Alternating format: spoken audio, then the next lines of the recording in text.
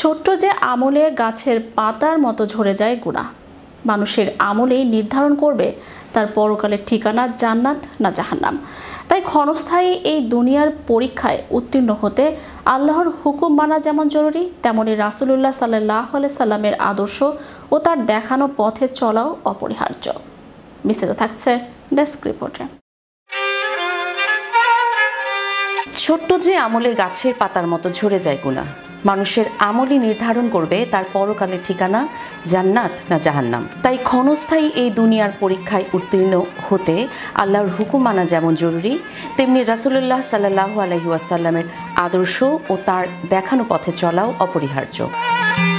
পবিত্র কুরআনে আল্লাহ তাআলা ইরশাদ করেন, জমিনের ওপর যা কিছু আছে আমি সেগুলোকে শোভা করেছি যাতে আমি মানুষকে পরীক্ষা করতে পারি যে আমলের ক্ষেত্রে কারা উত্তম। আরও বলা হয়েছে, যারা ঈমান এনেছে ও নেক কাজ করেছে তাদের সুসংবাদ দাও, তাদের জন্য রয়েছে জান্নাতসমূহ যার তলদেশ দিয়ে নহরসমূহ প্রবাহিত হবে।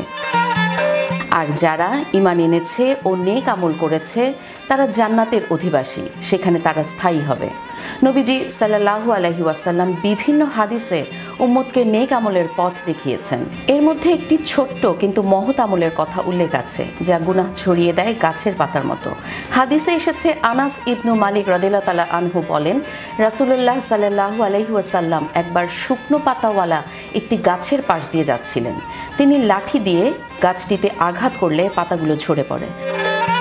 তখন তিনি বললেন, কোনো বান্দা যখন বলে আলহামদুলিল্লাহ, সুবহানাল্লাহ, লা ইলাহা ইল্লাল্লাহু ওয়াল্লাহু আকবার, তখন তার গুনাহগুলো এমনভাবে ঝরে যায় যেমন এই গাছের পাতা ঝরে পড়ল। মানুষের জীবনে বিভিন্ন ধরনের বিপদ আসে। কখনো রোগ শোকে কাতর হয়ে যায় মানুষ, কখনো অর্থ কষ্টে জর্জরিত হয় জীবন। বিপদ যেমনই আসুক মুমিন ধৈর্য ধারণ করে, কারণ মুমিন যদি বিপদে ধৈর্য ধারণ করে আল্লাহ এর বিনিময় দান করেন এবং এর কারণে গুনাহসমূহ মাফ করেন।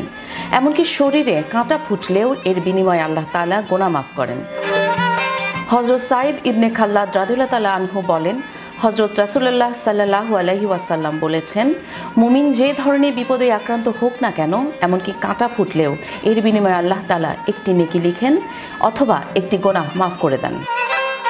কাজী ইশরাত জাহান দৃষ্টি, চ্যানেল ইউরোপ, নিউজ ডেস্ক।